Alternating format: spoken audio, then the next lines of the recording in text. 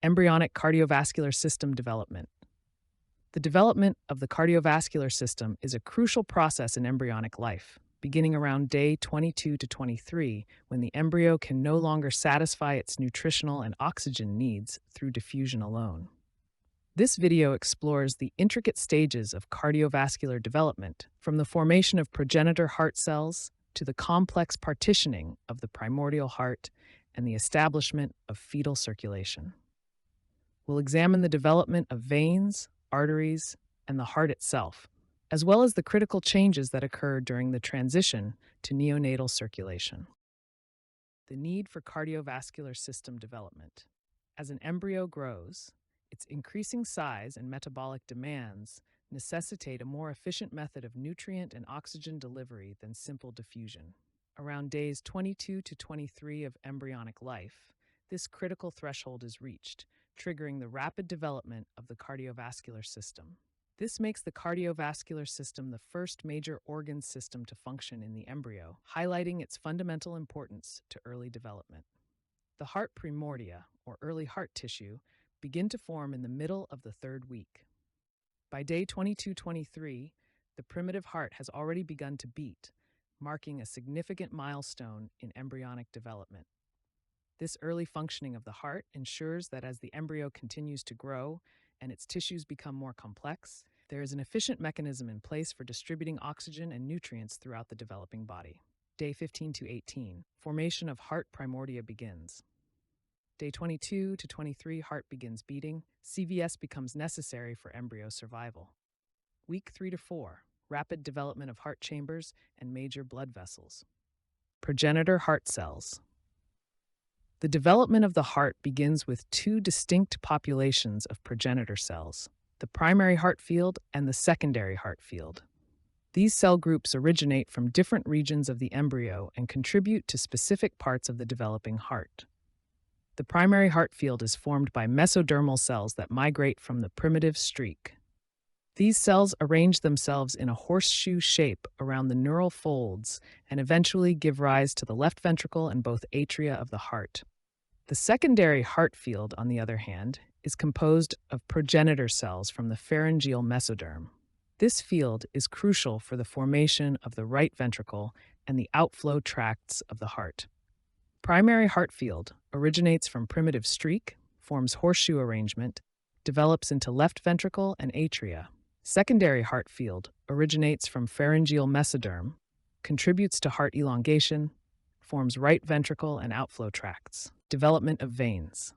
The venous system of the embryo develops from three paired sets of veins that drain into the primordial heart during the fourth week of development. These are the vitelline veins, umbilical veins, and cardinal veins, each serving a specific function in the developing circulatory system. The vitelline veins return deoxygenated blood from the yolk sac, following the omphallomesenteric duct.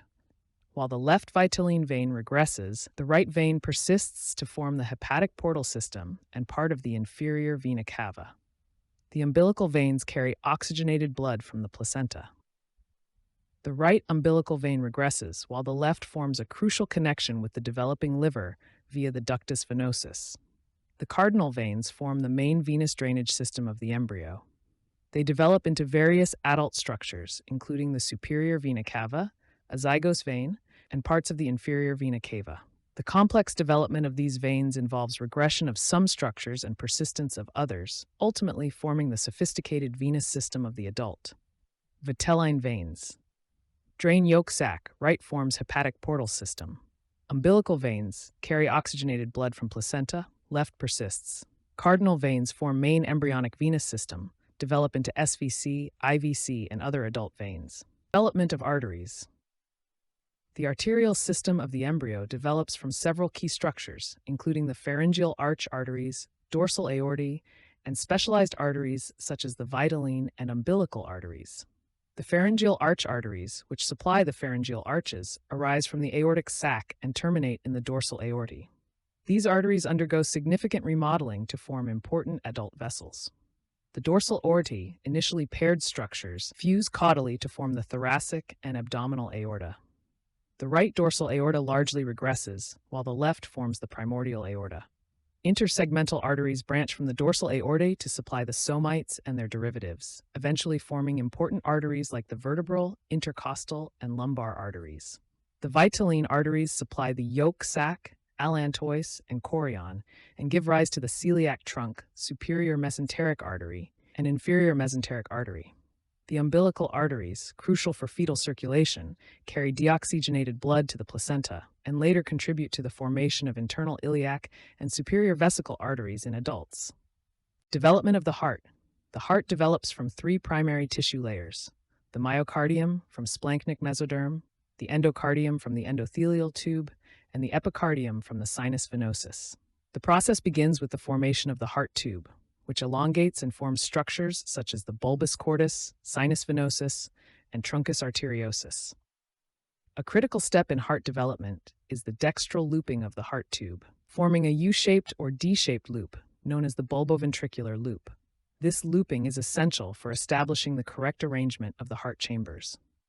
As the heart elongates and bends, it invaginates the pericardial cavity, initially suspended by the dorsal mesocardium, which later degenerates to form the transverse pericardial sinus. Myocardium derived from splanchnic mesoderm of the first heart field, endocardium, forms from the endothelial tube. Epicardium develops from the sinus venosus, heart looping, critical for proper chamber arrangement. Partitioning of the primordial heart. The partitioning of the primordial heart is a complex process that involves the formation of septa within the atria, ventricles, and outflow tract. In the atrioventricular canal, endocardial cushions form and fuse, dividing it into right and left canals. These cushions also contribute to the formation of atrioventricular valves. The atrial septum forms through the growth of the septum primum and septum secundum, with the foramen ovale allowing blood flow between atria in fetal life. Ventricular septation occurs through the formation of the interventricular septum, with contributions from both muscular and membranous components. The bulbus cordus and truncus arteriosus are partitioned by the spiral aortico-pulmonary septum, formed by the fusion of bulbar and truncal ridges, separating the aorta and pulmonary trunk. Fetal and neonatal circulation. Fetal circulation is characterized by unique shunts that allow blood to bypass the non-functioning lungs. The ductus venosus shunts blood from the umbilical vein to the inferior vena cava, while the foramen ovale allows blood to flow directly from the right to left atrium. The ductus arteriosus shunts blood from the pulmonary artery to the aorta. At birth, dramatic changes occur in the circulatory system. The ductus venosus constricts, the foramen ovale functionally closes due to pressure changes, and the ductus arteriosus closes in response to increased oxygen levels. These changes establish the adult pattern of circulation, with separate pulmonary and systemic circuits. Fetal structure. Adult derivative. Umbilical vein. Round ligament of liver. Ductus venosus. Ligamentum venosum. Umbilical artery. Superior vesical arteries. Foramen ovale. Fossa ovalis. Ductus arteriosus. Ligamentum arteriosum.